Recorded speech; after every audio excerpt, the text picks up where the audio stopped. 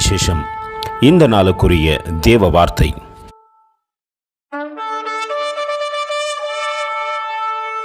Debate thy cause with thy neighbor himself, and discover not a secret to another. Proverbs 25:9.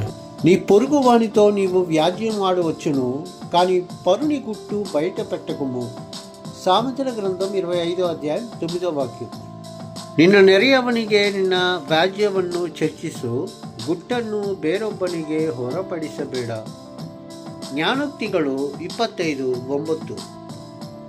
நீ உன் அயலானிடத்தில் மாத்திரம் உன் விஜயத்தை குறித்து வழக்காடு, மற்றவரிடத்தில் இரகசியத்தை வெளிப்படுத்தாதே. நீதிமொழிகள் 25:9. அன்பின் தேவ பிள்ளைகளே, நாம் இரகசியங்களை எல்லோரிடத்திலும் சொல்லுகின்றோம். அது இரகசியமாய் இல்லாமல் போய்விடுகிறது.